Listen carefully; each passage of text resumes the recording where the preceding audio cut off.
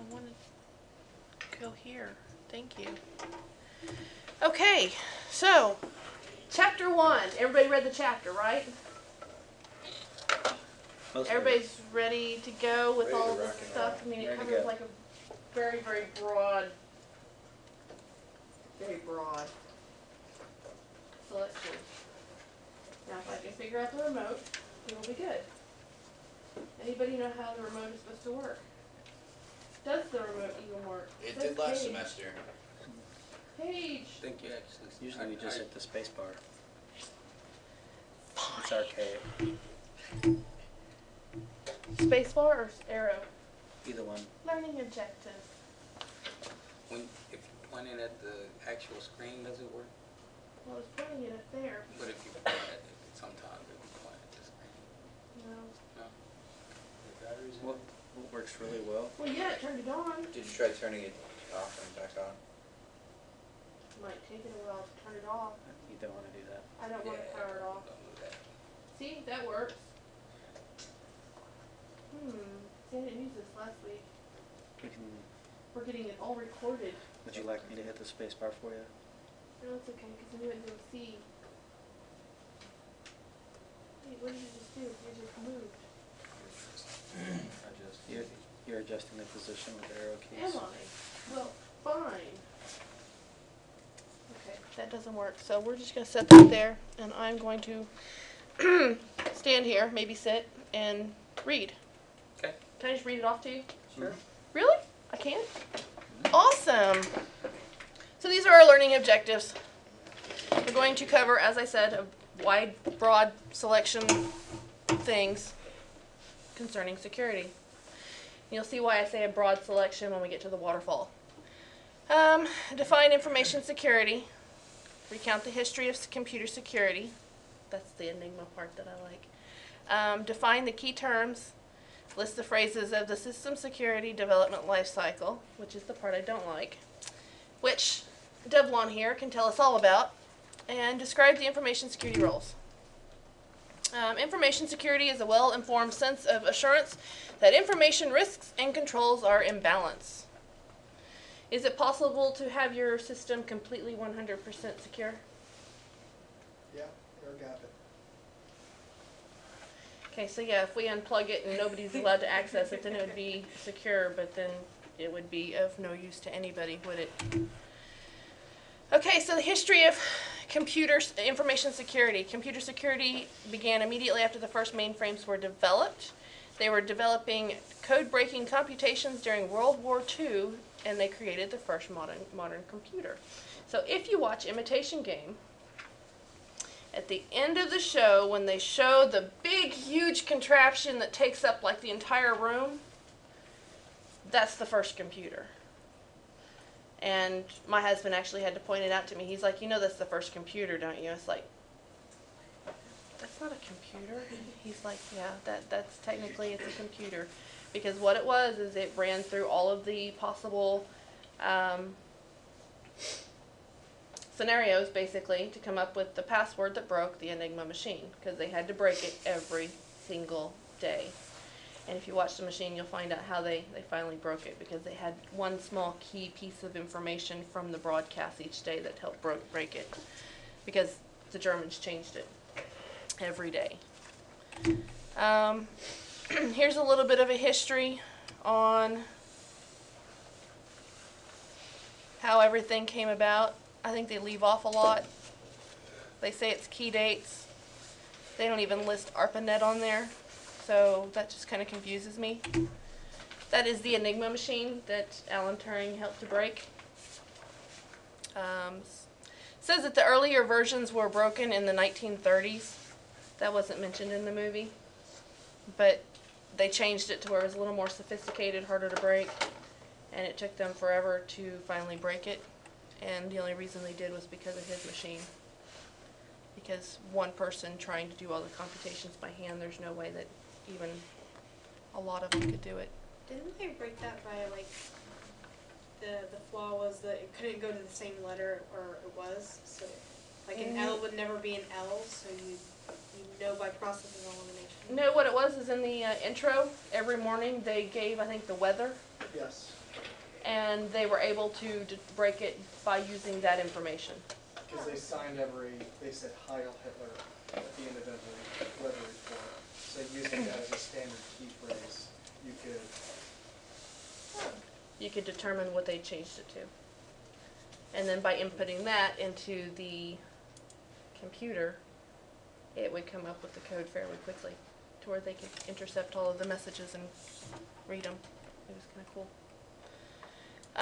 ARPANET, as Kathleen had mentioned, began to examine the feasibility of redundant network communications, and Larry Roberts developed the ARPANET from its inception, and they did that so that who could communicate? Anybody know? CERN scientists. It was like 4 different colleges so that they could network together and communicate their information. And there's describing the objective of the plan. 70s and 80s, our ARPANET grew. No safety procedures were put in ARPANET because, you know, they didn't expect people to try to break into it. I mean, it was new. You don't expect things like that whenever you first make it. Non-existent user identification and authorization to the system. Anybody could log in, basically. 70s and 80s, information security began with RAND report. Scope of computer security grew from physical security to include securing the data, limiting authorization so that not just anybody could go in and access it, and then involving personnel from multiple levels of the organization.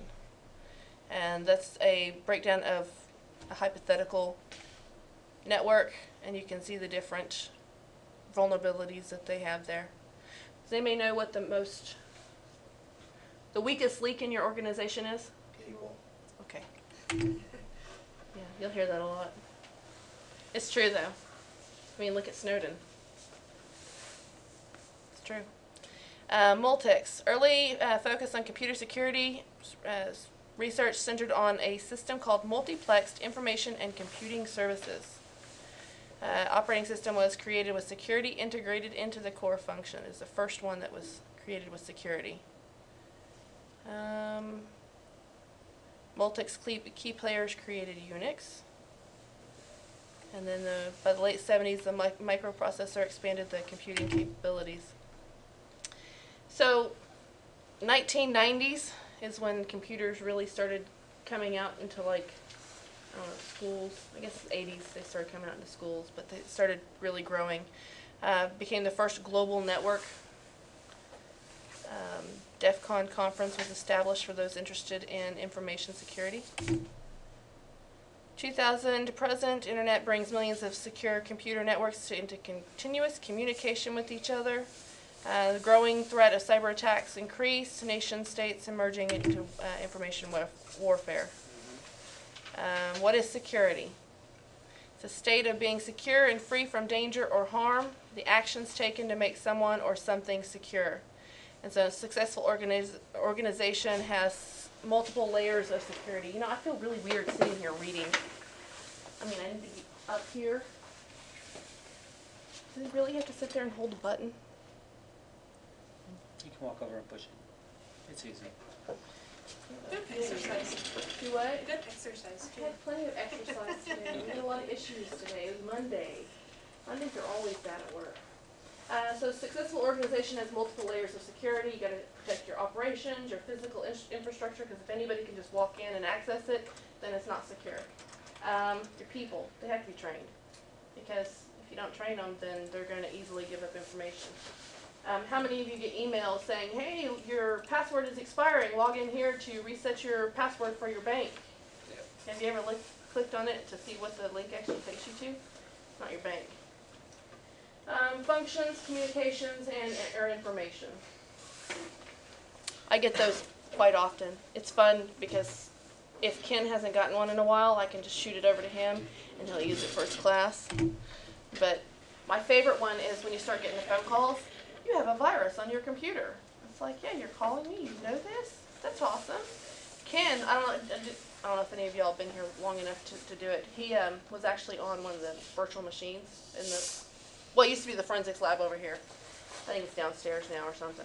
Anyway, So he had he gave him his information, pretended like, oh my gosh, there's a virus on my computer, and he let them remote in to the virtual machine, and they install a program that makes it where you can't see what they're doing.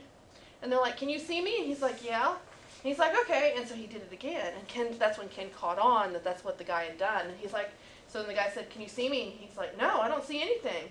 And he watched the guy while he sat there and went through all of the files on the computer. Of course, since it's a virtual machine, there wasn't a lot on it.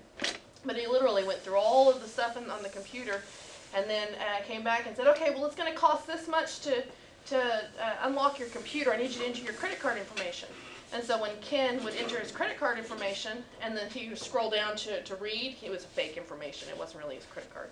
He would scroll down so he could read this terms of agreement. Right. And the guy kept scrolling back up so that he could copy the information down.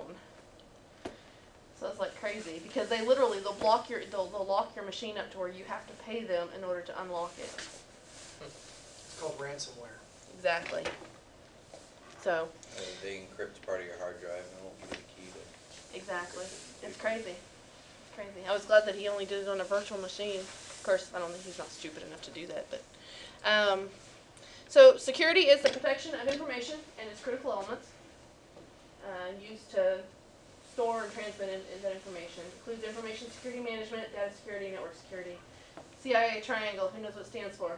Does it say it? Yep. Confidentiality. Oh, yeah, it does say It it. does say it. Integrity and availability, and you will go over that every single class that you're in that is for computer security. So anybody want to tell me what confidentiality is? Secrecy. Making sure that the data remains confidential, that nobody who... Doesn't Keeping the have wrong people right out. access to it. Exactly. Integrity That's making sure that it's not tampered. and availability. That's making sure you can get to it. Exactly. And there's your CIA triangle, and they've added this nice little pyramid type pillar thing. Basically tells you that confidentiality, integrity, and availability is like your base for everything else. And it is, essentially. Apparently they're trying to add a fourth one because in one of our classes at Webster they had, it was like CIAA or something like that. Either there was CCIA. I don't remember. I don't remember what the fourth one was because I only had the one class that went over it that way. Every other class I've had is just CIA. Key information security concepts.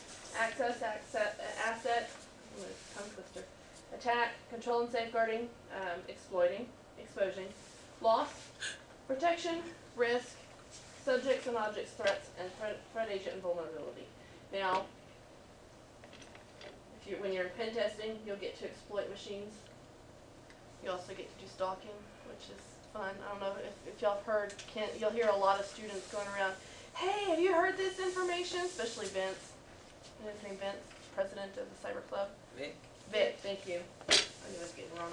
He was freaking out today because he can't find one piece of information. He's almost done. But yeah, that class is a lot of fun.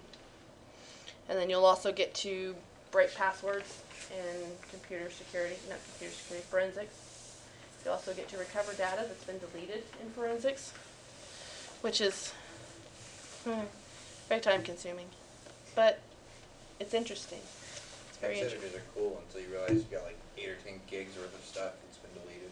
No, he does it and it's only like megs. So you don't have a lot on the assignment, but he makes you go through and manually do it. And then the next week in class you get to use the automated system to do it. And you're like, okay, so it took me 40 hours to do this one assignment and it took like 2 seconds to do it with the automated system. So it's a little frustrating, but at the same time, you learn the logistics of it basically. And then John the Ripper, I love that one, but most people hate it because you have to come up with the way to enter the rules in order to break the passwords. And it's a puzzle. You'll like it. I think you will. I don't know. We'll see. I gotta play with that other puzzle first. And this just gives you kind of like different vulnerabilities, tells you what they are on like the website, buffer overflow on the database, and then the script hacker. A computer can be the subject of an attack or it can be the object of attack. In what way could it be the subject of an attack? Stealing files. Okay, It can be the tool for the attack. can be the object of an attack. How would it be the object of an attack? It's the target. It's what's It's gonna destroy a computer. being attacked. Searching files for. So, like a denial of or distributed denial of service, whenever it takes over your computer to attack another computer, which way would you categorize it? It's a tool. It's the tool. It's kind one could make An argument for both sides because Right. your computer was 'cause- attacked, 'cause and then it's using it somebody was, else's. It was your Exactly. target initially, but your intent was to use it as a tool to attack. Exactly. So, critical characteristics. The value of information comes from characteristics it possesses: availability, accuracy, authenticity, confidentiality, integrity, utility, and possession. And I put them all correctly the first try. I thought I was going to say authenticity. Wrong. I do not like the McCumber cube.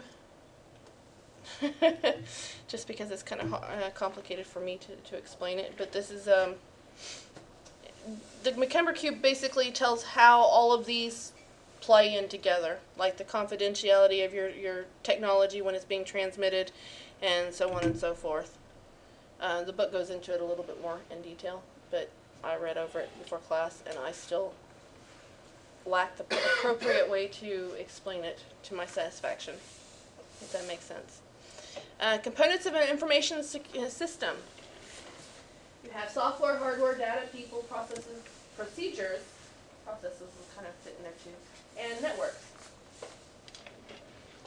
And we will be discussing all of those briefly in this class. Balancing information security and access. Impossible to obtain perfect information security. It's a process, not a goal. So it is a lifelong goal. You will constantly be updating your system to protect it. People will constantly be trying to break in and will be constantly trying to thwart whatever security measures you have put in place. So you can never let your guard down. Security should be considered a balance between protection and availability. To achieve balance, the level of security must allow reasonable access, yet protect against threats. Because if you make it so secure that nobody can access it, then you've kind of defeated the whole purpose of putting security in place in the first place. And we have seen that, especially when we rolled out ARPANET. What's that? Huh? What's happening? That is our new network at Tinker. Oh. Because they made it basically, okay, before we had our domain here at Tinker, and if you had to go to another base, you basically had to borrow one of their computers. You couldn't just pop on their network. Now, they've got everybody on ARPANET. So you're still technically on the Tinker domain, but if you go to, like, Wright-Patterson, you can still get on the network. They can't do any work on your computer if it breaks down. You'd have to bring it back here for us to do it. Either that or they'd have to re-image the whole machine. So do they, I mean, is it for non-confidential, it's not in conjunction with SIPRNet or? No, this is Nipper. So yeah, they've just made it all one big domain to make it easier. It's just a lot more secure. Took all the installation. Like she said, each installation had their own domain at one time. Gotcha. It's to make it easier for all the different bases to communicate, Right. share information. Everybody was It's just brought under security the is a same umbrella. lot harder now, and so something that used to take us like 15 minutes to do can take us 2 days. Yeah. But we know why they did it. It's just kind of frustrating for those of us who were there before they rolled it all out. So, but I mean, they're trying to make it secure, which is a hard thing to do. Approaches to information security implementation, bottom-up approach. So, if you are trying to implement changes at work and you start with the peon down at the bottom, how far do you think you're going to go? It might work. You might be able to get everybody on board and get the project done, but chances are it's not going to work as well because you really need to have management support. So the bottom-up approach is basically starting at the bottom with all of the little people and then working your way up to the management. Would that work best if you're saying starting up a new company? But if you're starting up a new company, you're technically the boss, so technically it wouldn't really be a bottom-up. I don't know. I mean, I guess you could look at it both ways. But I would think that if you're starting it up, you're going to be kind of like the CIO, and you're kind of in charge. Still a top-down approach. Yeah. You just have no middlemen. Exactly. Top-down approach is basically you're getting upper management. Upper management is the one that's implementing it, and they're following it through. They're assigning all the tasks. They're making sure that this gets done. And as they say, it's the most successful successful development strategy we are doing. And so this kind of gives you the picture. You got the CEO up here. They're doing the top-down approach, making everybody fall in line, and then bottom up. You're starting with the bottom people, peons. It'd be kind of like me trying to start a project at Tinker. It might happen if I had a really good outline of what I thought they should implement, but chances are it's not going to make it that far up. Systems development life cycle. While this is very, very important when you're actually doing a project, it's very, very, very boring to teach. It really is. It's a methodology for design and implementation of a system. And the reason they do this is because if you do not have a set process in place, they're likely to skip steps, shortcuts. It doesn't work so well. So the methodology is it's a formal approach of solving a problem based on a structured sequence of procedures. Make sure that you get everything in line. Gives you a better chance of making the project work. Ensures a rigorous process with a clearly defined goal, increases probability of success, and traditional software development lifecycle consists of 6 general phases. And I am assuming that you have had plenty of experience with this lately. Actually, I have. And my wife, who was, at the time she was working at Lowe's, she was talking to me about their information system for, it's not modern. They work off a Unix-based information system. I mean, I'm talking not Unix platform, not like Apple is based on Unix, not like that. I'm talking the black and white screen. You got to type out the commands. And what she was saying is that they really need an information systems overhaul because, like the screen said,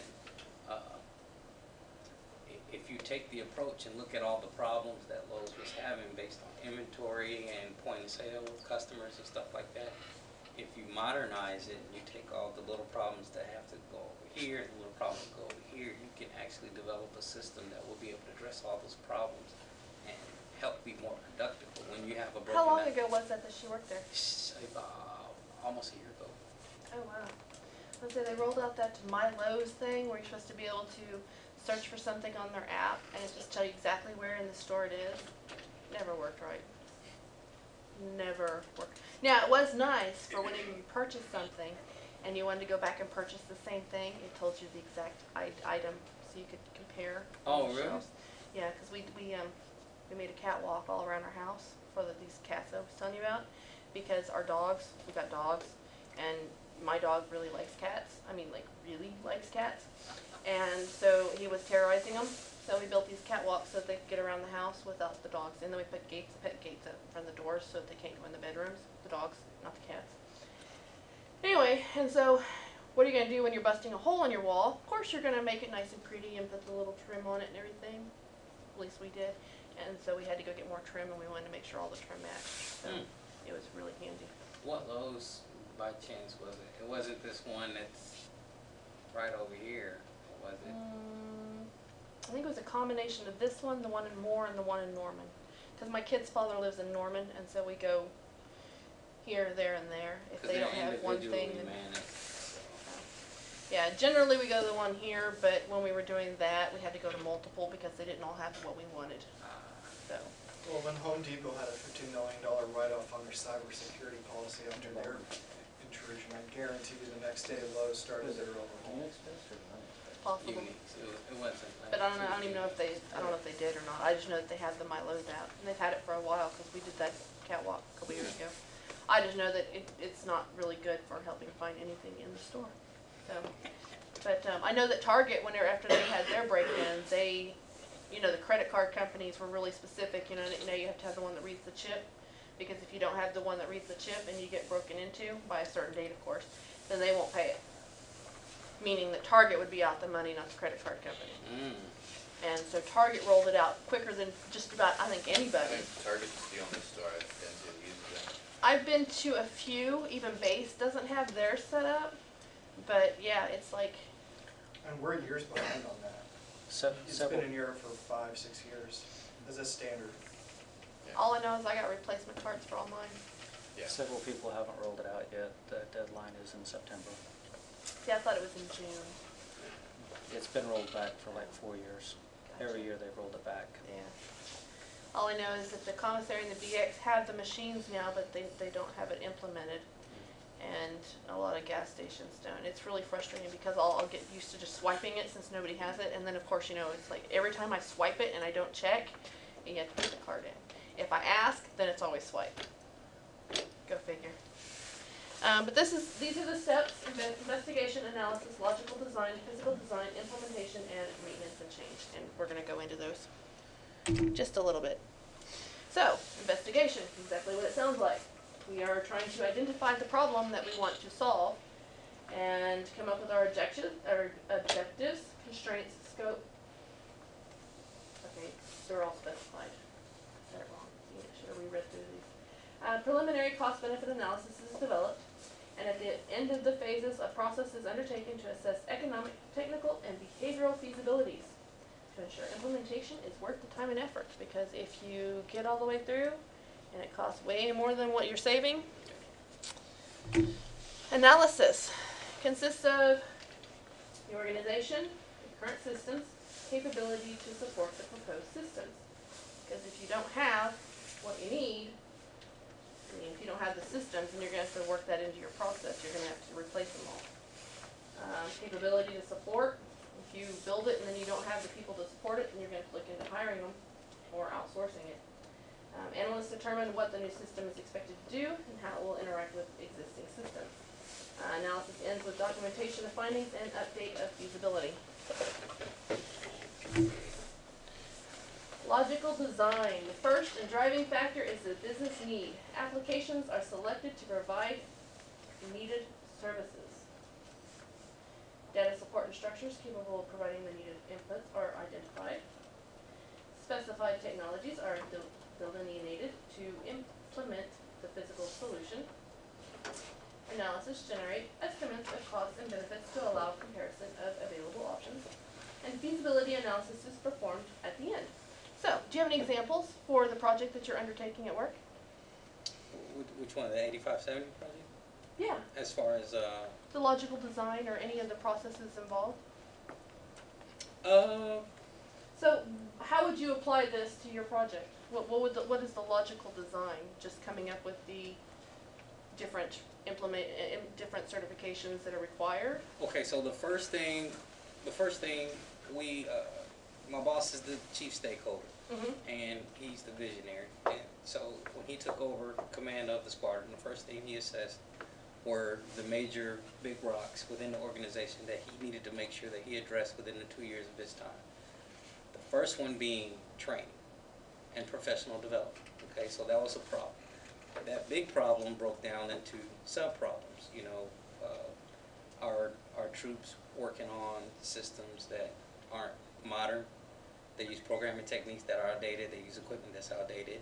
Our civilians don't have a formalized training plan, and also we face the issue of 8570 compliance, which DoD says, hey, by this date you guys need to be in compliance, so everybody with elevated rights and privileges are going to lose them. People are going to start losing their jobs and stuff. So, so identifying the problem was the first thing, and then we built an approach to addressing those problems, and one of which is developing a training network that is standalone. It's going to be certified, but it's standalone. It's going to use virtual boxes, and the design of the system is to be more modern and have software that our programmers will be able to keep pace with our industry counterparts, while at the same time they're training. So if they break something, they're on a virtual box. You can just reboot and just start over. That's one of the things. And then another one is to address the 8570 concern. We did cost benefit analysis between trying to train, in excess of 200 people through a commercial organization. Compared that to being able to take our resident experts, the guys who have been in the industry for 10, 15 years, that could teach the concepts of They information could probably security. teach it better than outsourcing it too. Right, and looking at how much it would cost for us to put together a training plan and, the amount of man hours that it would take and stuff, and compare those two and seeing that we would come out ahead if we did it ourselves. So I have a question. Sure. If you can't discuss it, then that's fine too.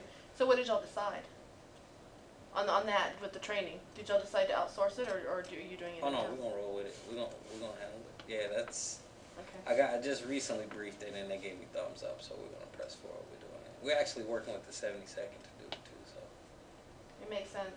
I mean, if you do it in-house, then you know that your people know what's going on, and the training Right. would be better. We get a lot more flexibility that way.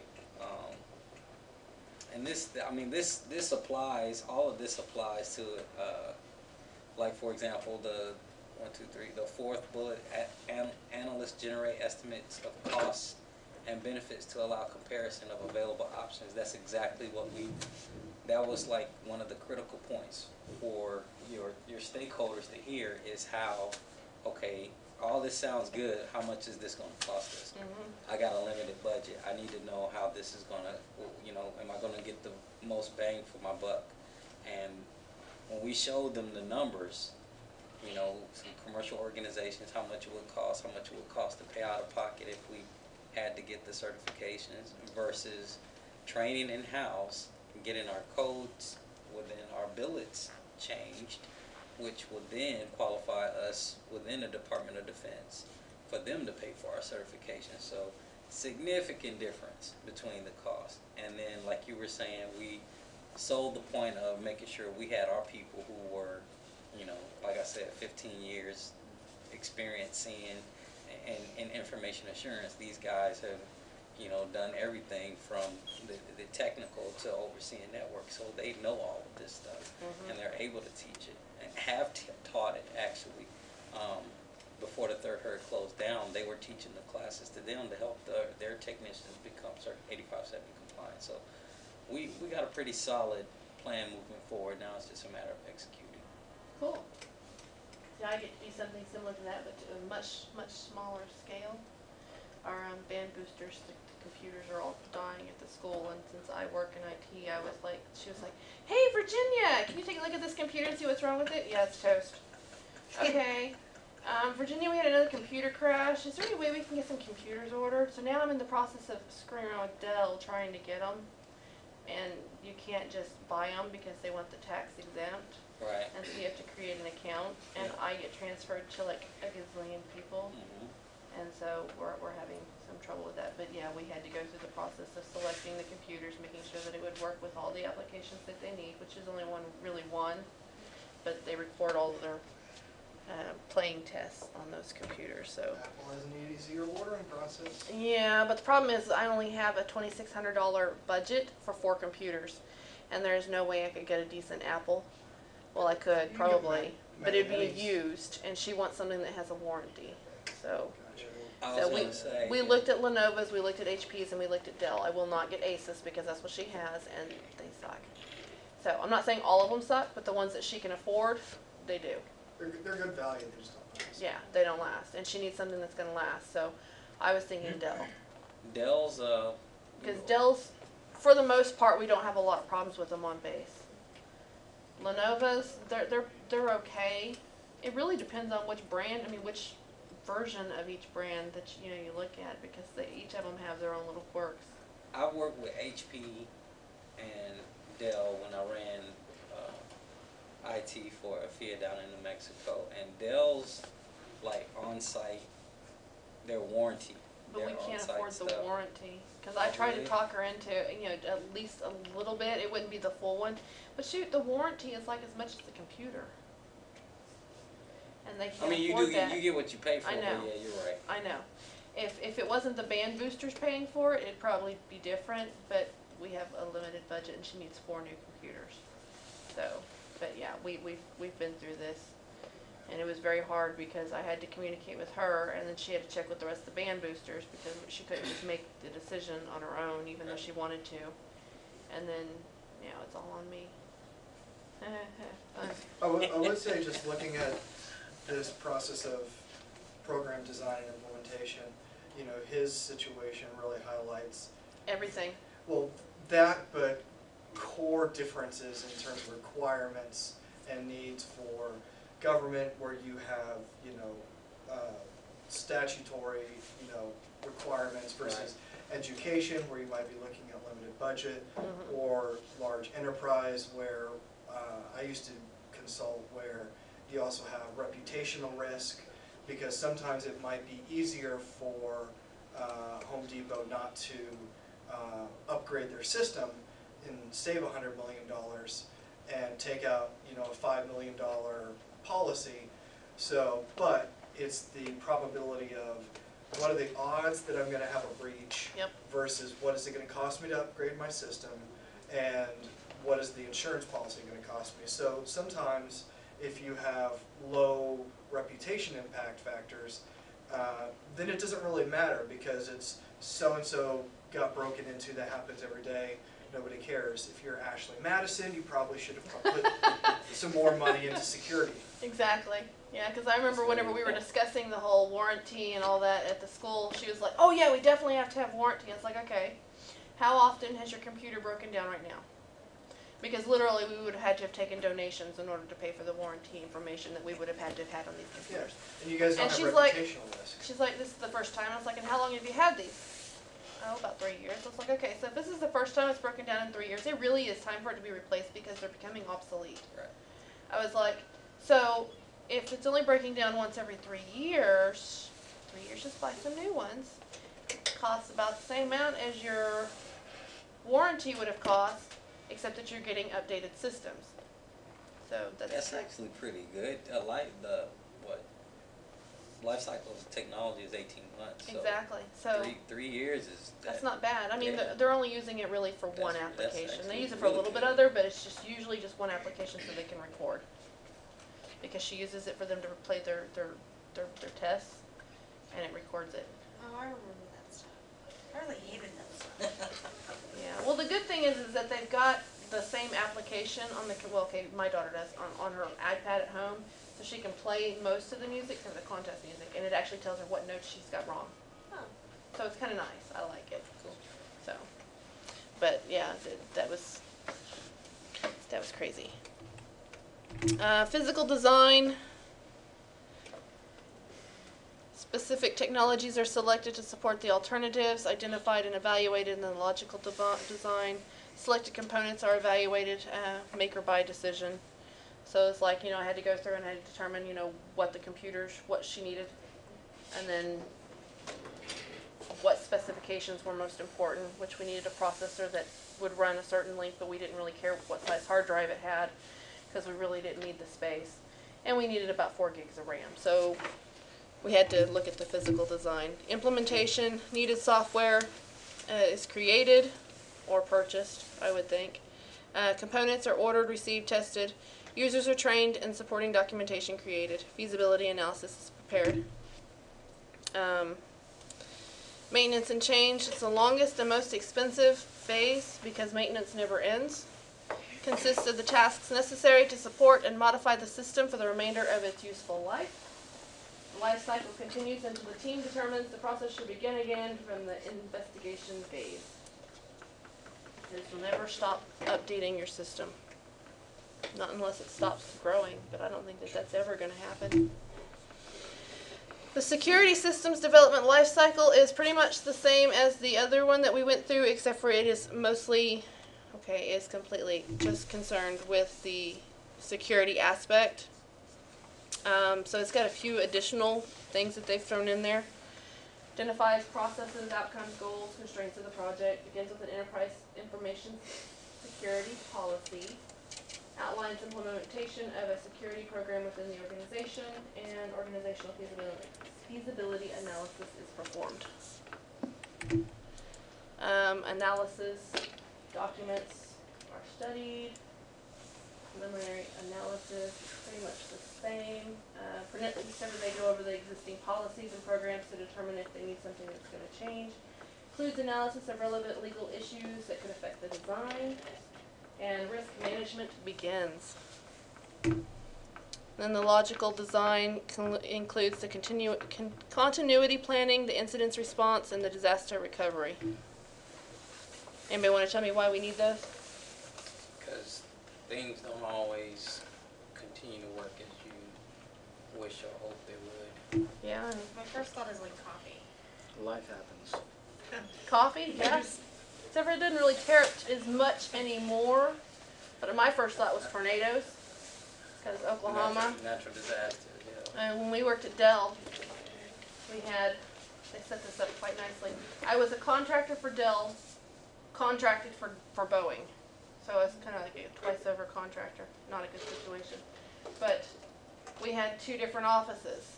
One in Nashville, one in Oklahoma. So that if they got hit by a tornado, we could cover. If we got hit, they could cover. They were down more often than we were, but it was all power. So, I mean, it was a good plan, because if they hadn't, then we wouldn't have had the technology, we wouldn't have been able to support Boeing, but it was kind of... Fortunately, it never happened while I was there that both got hit on the same day. And usually they got us back up and running fairly quickly. There was something, my sister works for State Farm in Tennessee. And the way that they had it, they covered Tennessee and Kentucky. That was it. So if storm hit and they closed the offices, what are they going to do if you get an accident? Well, the offices are closed. So they have gone through and redone the entire organization, and she is just like dying there because they had to work like 80 hours for months, okay, maybe a year, because they've had to retrain, because now she has to cover New York and Texas, California. She's covering a lot of different states now, because they've made it to where each office in each state covers multiple states, so that they have the redundancy in case, like, the snowstorm hit, they can help cover the coverage claims. And she has a lot of interesting stories too.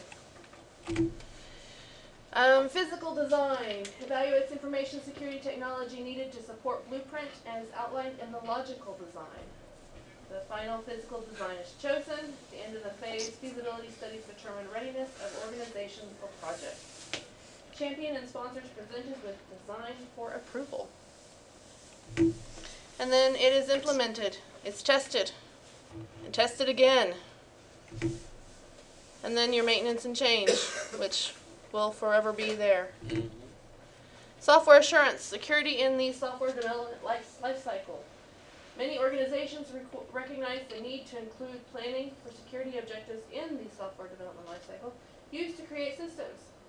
And I say the I say the actual name. I try to always say it, because whenever you're taking your certification test, they don't tell you what it is, and so you have to know what those acronyms stand for, and I'm really bad with acronyms. So I usually try to say the whole thing so that you get used to seeing it and hearing it. I don't know if anybody's going to take their security class. I highly recommend that if you're going to, take it as soon as you take the courses. So if you're taking the A+ class or the hardware class this semester, try to take your A+ afterwards. If you're taking Intro to Networks, take your Network Plus afterwards.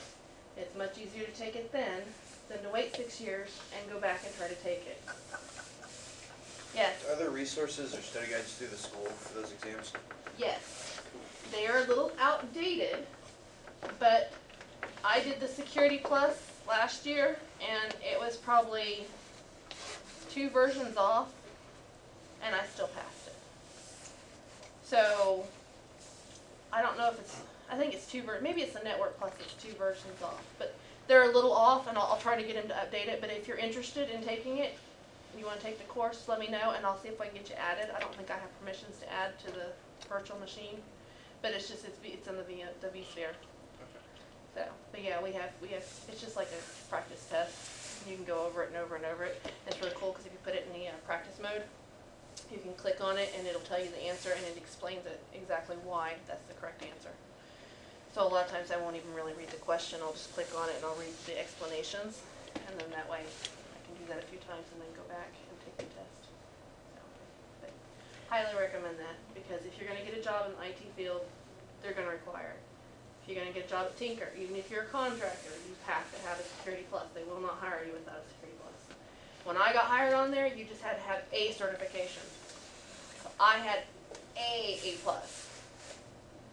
And then they said, okay, you have to have the ITIL, which is basically the customer service part of the certification aspect. And it goes through the different aspects of help desk support. And then now they say you have to have a Security Plus. So I'm just going to go ahead and try to knock out all the rest of my certifications so that next time they say, hey, you have to have this to stay employed, I'm good. I'm golden. Because I work 4 jobs and it's not easy to take the time out to study. It's not. So, but I highly recommend it. If you need help with it, let me know. You might actually be able to find some study materials outside of the other. I'm shooting to have A+, Network Plus, and Security Plus by the end of the year. I was gonna say, I have some A+ books. I'll have to see if I can find them. I might have given them away, but I'll look and see if I still have them. Security Plus was loaned to me, so I have to give that back. If not, I had the A+ and network, the A+ class and the networking class stuff, and I still have the codes intact. The Cengage codes, I just don't know if they're worth a damn. I don't know. I would try it, but the A+, there's one portion of it that's fairly simple. Okay, I thought it was simple. Not everybody thinks it's simple.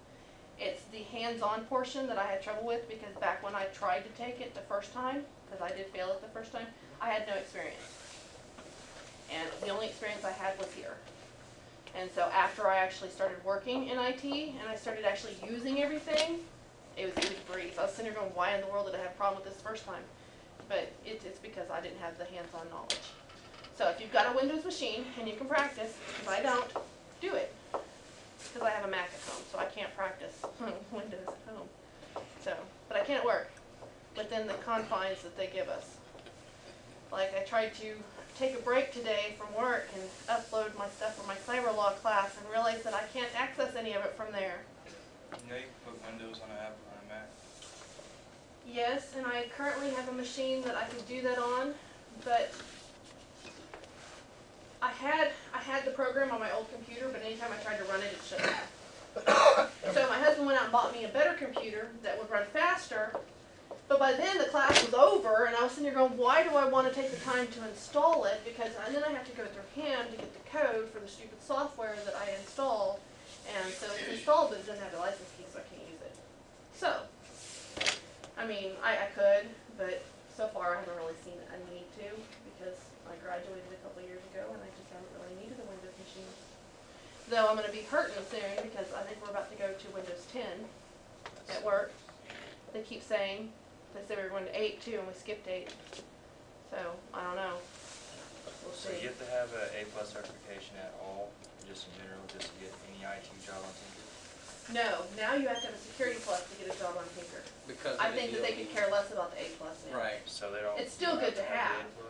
the A+? It's- 8570 initially, A+ and Net Plus satisfied IAT level 1, but now in the revision of 8570, they said, okay, people are spending equal amount of effort to get Security Plus as they are to get A+ and Net Plus. Security Plus covers more, Everything. It's more broad. everything. It covers everything. People aren't scoping in. Most machines you aren't allowed to crack open and go into anyway. You know, we either, because they pay for warranty, so they ship them off. But the compromising in systems was the major concern, and A+ and Net Plus don't really cover that, but Security Plus does. So now, like the professor was saying, we're Security Plus is like the baseline. So you have your Security Plus? I did. I allowed it to expire because I'm Ooh. upper level management now. So. Oh, yeah. As I say, you don't need a Security Plus unless you're in IT. If you are getting an admin credential, you have to have a Security Plus, because we've actually lost some people recently because they let theirs expire. Right. And government regulations, they got fired. They won't let me. That's why they won't let me touch this. Yeah, and they specifically told us all, they're like, do not let it expire. If you need help getting, some credits or something to maintain it, let us know. And some people just didn't pay attention. Is that like a 1 or 2 year certification? 3 years. It's, yeah, 3 years.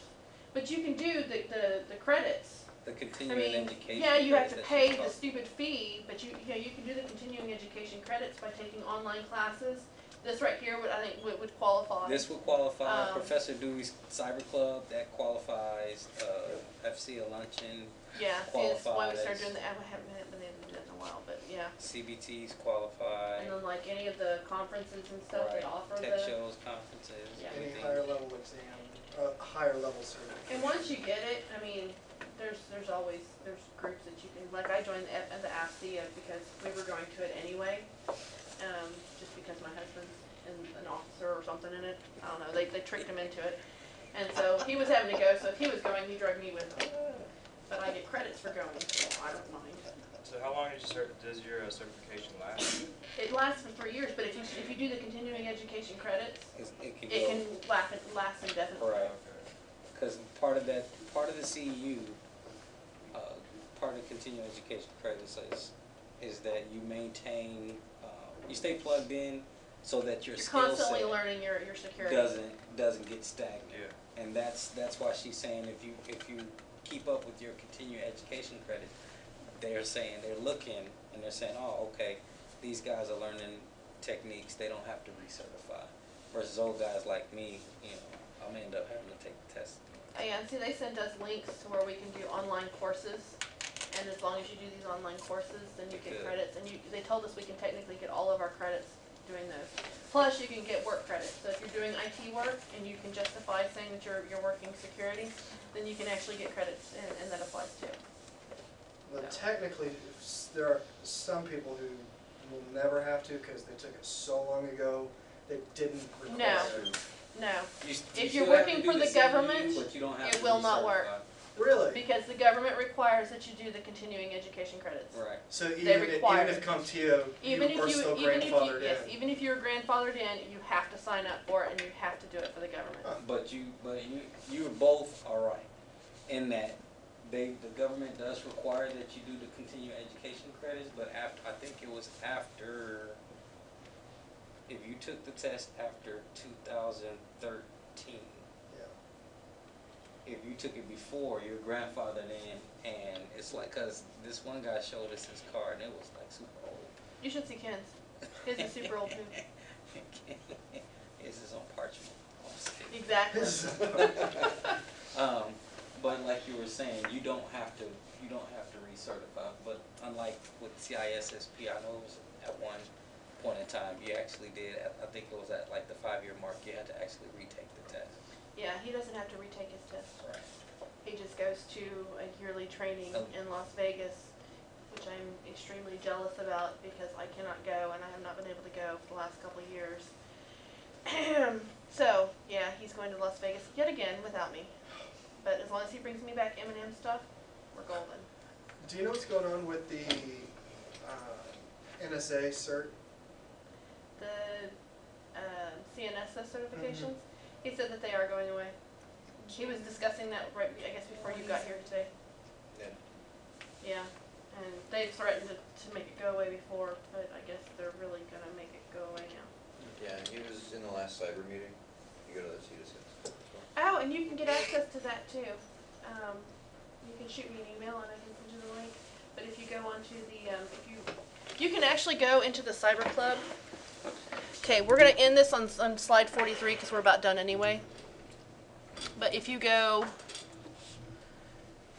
My Home, I think you can go up here to Tools and do self-registration. I did that, and it, Shoot Ken Dewey an email and he can add you to the group. Yeah, and I might. Is it IT club?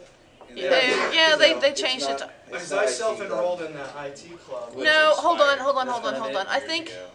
IT Club was the one that they started and ended. Cybersecurity Club was the old one. I was president of the Cybersecurity Club when I was here. Okay. So when we re-implemented it, we did Cybersecurity Club instead of the IT Club. Yeah, cybersecurity group. So Okay. yeah, it's Cybersecurity Club. And sorry, I set an alarm so that I wouldn't forget about the time because I almost did last time, and I don't want y'all to like be late to another class or whatever. So there's an alarm that will alert us whenever class is almost over every night. Anyway, so I don't. I Yeah, I think you can. It just didn't show up for me because I wasn't there. But let me look and see if I have permissions. I don't know, I had to have, Meetings from recordings, yeah. So there's the one from January the 21st. That's last week. And last week he went over the degree plan and all your options, like going to OSU and I don't know, certifications and such. I didn't go, but I heard that it was amazing. So I would say listen to that. Anybody have any questions before we go? No? Okay. So, oh, thank you. I Press F10. Press F10. totally forgot